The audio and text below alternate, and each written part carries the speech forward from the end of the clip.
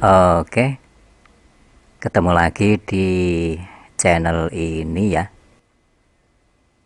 Di episode kali ini kita akan ngomongin OCL 150 watt mode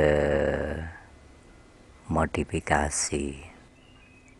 Sebenarnya untuk modifikasi di OCL ini tidak terlalu banyak sih ya. Hanya beberapa titik saja yang perlu dimodifikasi jika menginginkan driver ini digunakan untuk tegangan yang lebih tinggi, misalnya sampai 90 volt DC CT gitu. Yang perlu diperhatikan adalah yang paling awal di bagian pencatu atau stabilizer dari bagian diferensial ini. Jadi perubahannya nanti di stabilizernya ini atau pengatur regulatornya ini, yaitu di R10K pada TR power supply ini yang mengarah ke ground. Jadi 10K mengarah ke ground pada TR regulator atau power supply dari diferensial. Oke. R10K ini kita rubah koneksinya bukan ke negatif lagi ya, tetapi ke ground dengan tujuan untuk memperingan kerja dari R ini. Jadi kalau kita rubah ke ground titik koneksinya dari basis ke ground, maka R ini lebih dingin. Nah, mengenai besar kecilnya tegangan tergantung besar kecilnya R ini. Kalau untuk tegangan 90 volt di sini dimungkinkan sampai 47K, 47 kilo. Begitu.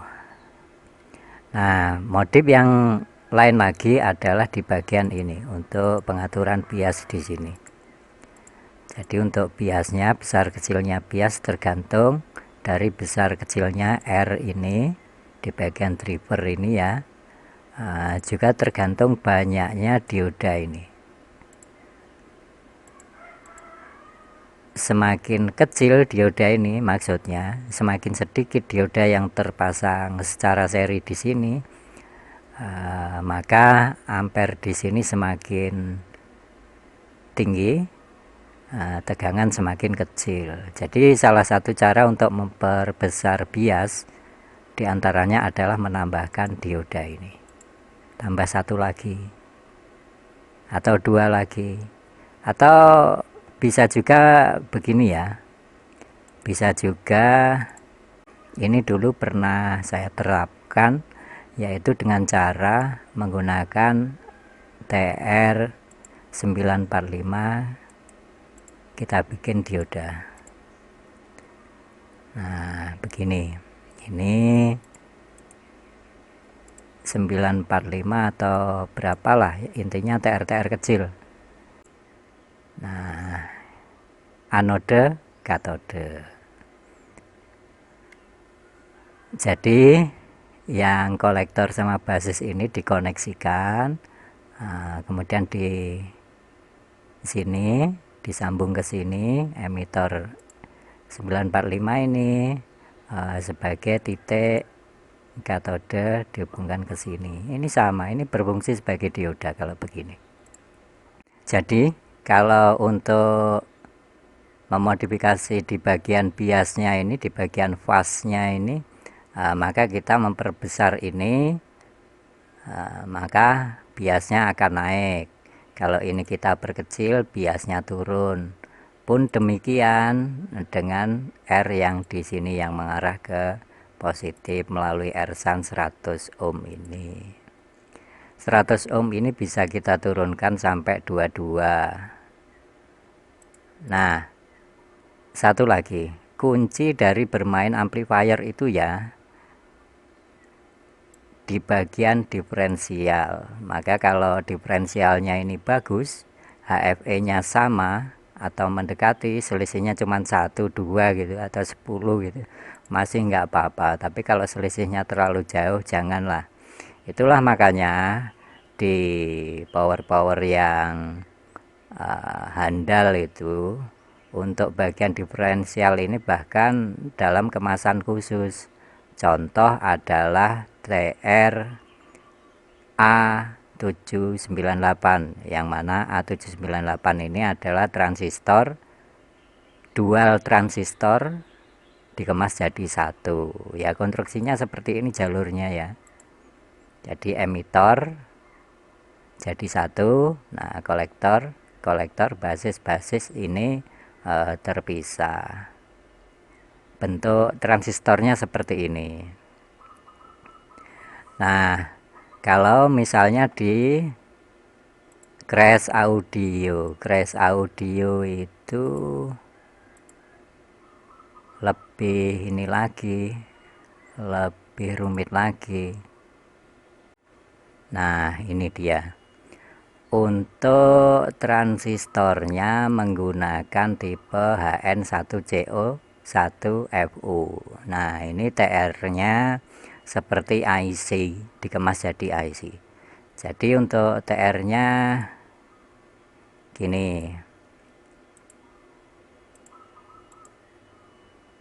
Bagian PNP sama bagian NPN sama PNP itu dikemas jadi satu. Jadi seperti IC. Atau di tipe yang lain juga ada. Saya lupa itu tipenya berapa. Nah, gitu. Jadi yang diperhatikan adalah di bagian diferensialnya ini. Yang jadi perhatian di sini. Nah, tujuannya apa? Tujuannya kalau yang di bagian diferensial ini stabil, maka sangat dimungkinkan nanti keluarnya di bagian driver dan fase itu selaras. Jadi nanti secara otomatis di sini dia berfungsi sebagai plus, di sini sebagai min. Nah, kalau dia tidak bekerja dengan bagus, maka di out speaker ini keluar tegangan walaupun TR final ini tidak terpasang. Jadi nanti di speakernya ini keluar tegangan DC. Begitu. Ada pertanyaan, apakah untuk driver ini mungkin dibikin sampai 2000 watt, bisa out 2000 watt?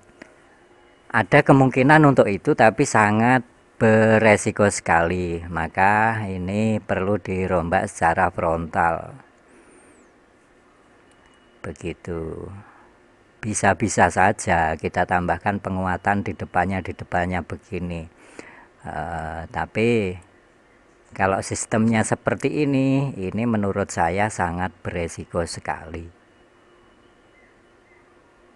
Karena masih banyak skema-skema yang lain yang lebih berkualitas daripada ini. Begitu. Ini hanya untuk pemakaian sederhana. Jadi utamanya di indoor maupun outdoor skala kecil, di luaran ruang skala kecil.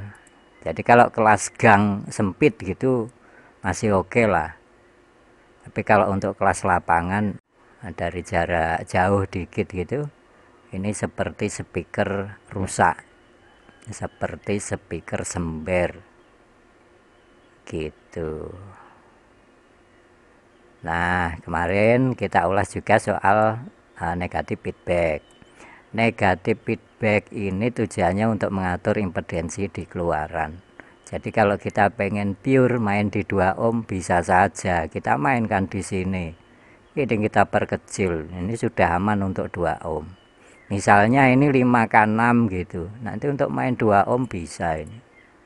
Sama-sama pakai 10 set TR final. Kalau di sini cuman 5K6, ya anteng-anteng saja untuk 2 ohm. Begitu. Tapi nanti kalau di sini dipasang 5K6 untuk speaker 8 ohm, ya pelan gitu, jadinya pelan.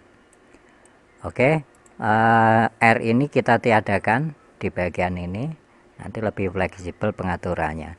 Terus lagi C di sini ya, C di sini ini perlu sekali, jangan dilepas, karena di sini dia untuk mencegah terjadinya osilasi sendiri dari rangkaian di bagian faz ini untuk meredam osilasi. Jadi di sini perlu sekali. Osilasi itu begini. Kalau suatu rangkaian power amplifier itu terjadi self osilasi, berosilasi sendiri tanpa adanya input. Artinya tanpa ada input ini, rangkaian di depan ini sudah bekerja.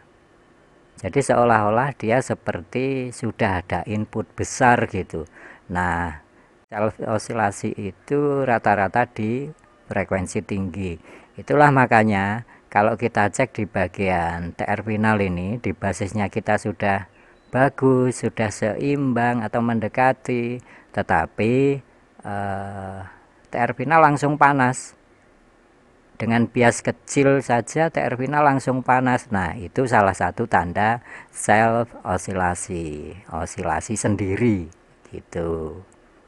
Ya, walaupun itu jarang terjadi, tapi terkadang terjadi seperti itu.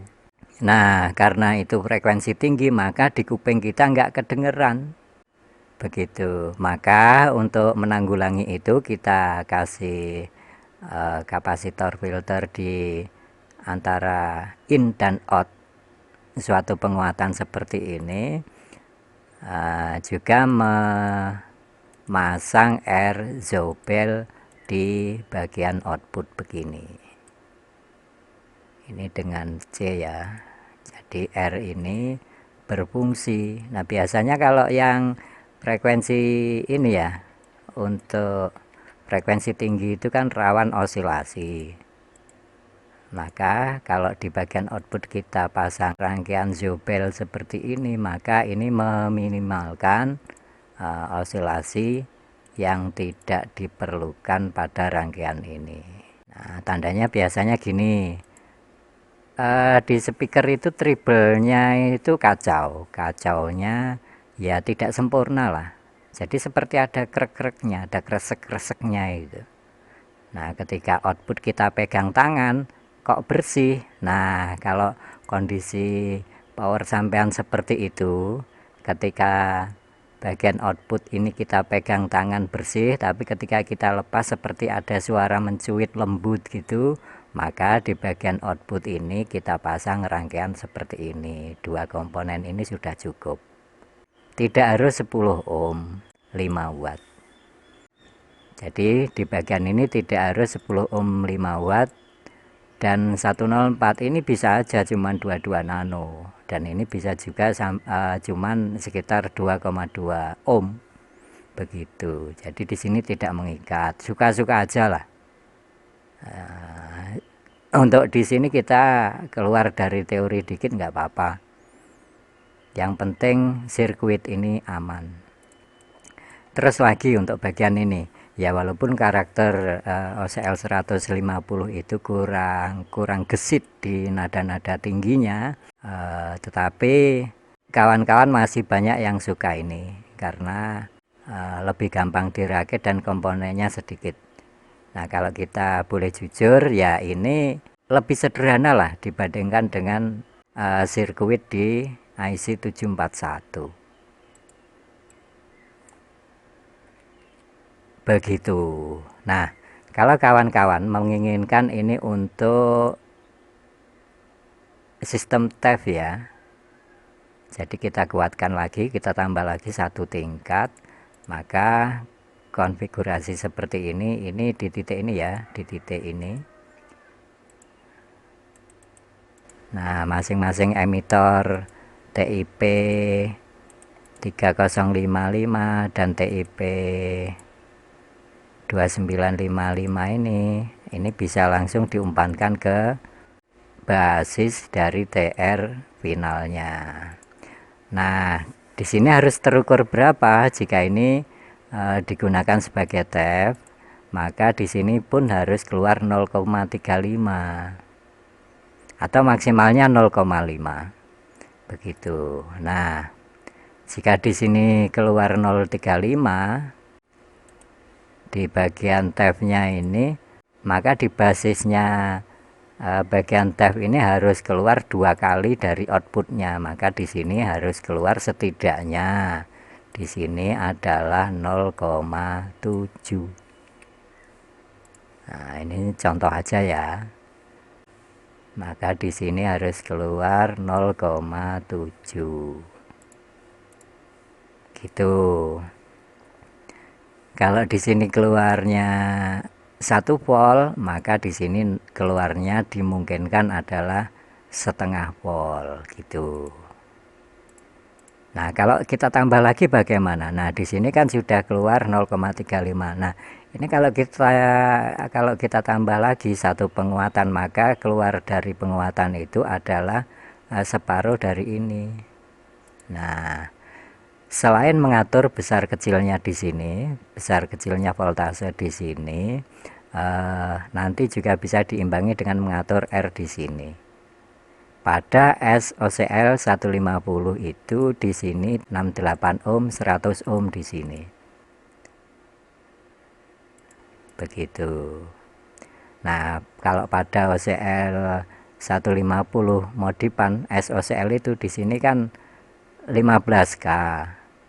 Di sini 6K8. Nah, ini kalau kita gunakan trafo CT 55 volt, itu umumnya di sini keluarnya belum mencukupi untuk dijadikan tab. Jadi masih perlu penyesuaian di sini. Jadi ini kita perbesar atau kita tambahkan ini. Tetapi kalau dioda di sini kita menggunakan IN4148 itu sudah cukup untuk membangun SOCL 150 itu menjadi tab.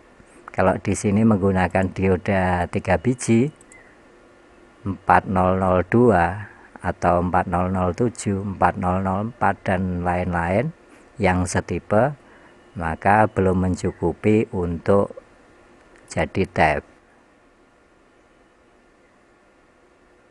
Gitu. Terus lagi, kenapa untuk OCL tipe ini untuk nada high-nya itu kurang respon? Kalau tahu respon dia kresek. Nah, kalau pengen nada tingginya lebih keluar, maka pakainya yang ini. Perhatikan di bagian amplitudenya ini. Nah, di sini kalau kita pasang untuk bagian resonan ini di C resonan dan R resonan terhadap ground ini, dia tidak terhubung dengan sisi input power amplifier. Maka di sini lebih open untuk nada-nada tingginya. Nah, tapi untuk mengontrol nada tingginya supaya tidak kelewat over, maka kita bisa tambahkan konstruksi seperti ini. Nah, ini C101 dengan R2K7 antara input power amplifier dengan bagian negatif feedback. Nah, OCL Safari ini lebih sederhana untuk bagian ini, untuk bagian power supply dari bagian inverting. Terus lagi, kalau kita pengen menaikkan nada high-nya, kita atur di sini, kita kecilkan. Tapi kalau terlalu kecil memang kresek. Nah, itu kita atur. Bisa 1 mikro, bahkan sampai 100 nano, atau malah kita lepas sekali. Kalau kita sudah dapatkan di sini, maka ini kita lepas C yang di sini. Kalau untuk ngatur kerasnya ini diperkecil. Nah, sebenarnya kan sama secara sistem untuk OCL 150 dengan Safari ini kan mirip-mirip aja gitu. Perhatikan di bagian ini nggih, untuk kawan-kawan TAV audio video. Nah, ini biasanya bingung di bagian ini. Loh Pak, itu di OCL 150 kok begini. Kalau di Safari kan begini. Apakah bisa gaya Safari itu kita terapkan di OCL 150? Nah, ya tentu bisa lah. Gitu. Oke, begitu nggih untuk pembahasan kita kali ini. Kurang lebihnya untuk settingnya sama. Intinya kalau cara-cara kita mengendalikan biasnya itu seperti apa, ya kita lihat di sini R-nya berapa yang terpasang. Kalau ini kita perbesar berarti biasnya naik. Kalau ini kita perkecil biasnya turun, gitu aja. Terus kalau kita pengen suaranya keras, kita bisa mainkan di sini. Perkecil di bagian ini ya, R gain gitu. R gain ini kita perkecil maka suara semakin keras, tetapi semakin kasar juga. Kalau kita perbesar suara semakin pelan. Nah, dari situ kita bisa mengatur kelembutannya. Sedangkan R pada NFB ini walaupun sama-sama kalau kita perbesar sama-sama keras, dan kalau kita perkecil sama-sama pelan, tapi cara kerjanya sebetulnya kebalikan dari bagian ini. Nah, itu yang saya pahami seperti itu. Terus lagi, sama lah untuk proses setting di bagian TR final ini sama. Nah, kalau kawan-kawan menjumpai TR final itu di basisnya dipasang R rentengan gitu, 10 ohm 10 ohm atau 4R7 di masing-masing basis TR final itu tujuannya adalah supaya arus yang mengalir di bagian TR final itu sama, jadi dimungkinkan sama, jadi nggak saling makan. Nah, kalau tanpa R ya bisa bunyi, tapi itu bisa dikatakan dia saling makan, di mana dia yang paling dekat dengan koneksi bagian driver titik sambungnya. Nah, itu yang makannya paling banyak, di mana dia yang paling jauh, yang paling ujung gitu. Nah, dia makannya kurang. Makanya kalau kita pasang resistor di masing-masing basisnya, itu panasnya di bagian TR final itu cenderung sama. Nah, ini mengesampingkan ini ya, tebal tipisnya isolator yang kita gunakan. Kalau saya pribadi lebih suka yang berbahan silikon, dan itu pun kita kasih pasta yang seperti pasta gigi itu, tapi bukan pasta gigi begitu. Karena kalau yang asbes yang bening itu tebalnya nggak sama. Itu kalau kita nyuruh pelayan toko untuk, wah ini saya milih yang tipis-tipis semua, tolong dong pilihkan 500 biji gitu, wah marah-marah itu. Makanya kalau saya pribadi lebih suka menggunakan yang silikon daripada yang seperti mika, yaitu sebetulnya asbes bukan mika. Ada yang perlu ditambahkan dari sini? Nah, ini ya bagian inverting ini memakai A798. Di PCB Safari yang lalu, yang paling awal-awal muncul dulu, di bagian ini menggunakan TR ini A798. Jadi transistornya kakinya 5. Sekedar intermezzo. Pada saat saya masih SMP kelas 3 kalau nggak salah, dan itu di sekitar tahun 93. Untuk driver ini ya, itu harganya 5.000. Itu pun ndak ada TR-nya, cuman PCB, R, dioda ini, pokoknya tanpa TR terpasang di situ. Itu harganya 5.000. Nah, padahal SMP saya itu SPP-nya cuman 3.500 per bulan. Nah, berarti SPP kita 1 bulan itu nggak cukup untuk beli driver ini. Oke, gitu aja sekedar intermezzonya. Nah, nanti kalau ada sesuatu yang kurang jelas dan pengen ditanyakan, silahkan komen-komen di kolom komentar. Oke, sampai di sini dulu video kita kali ini, dan mudah-mudahan berlanjut di skema-skema yang lain. Sukses selalu dan selamat berkarya.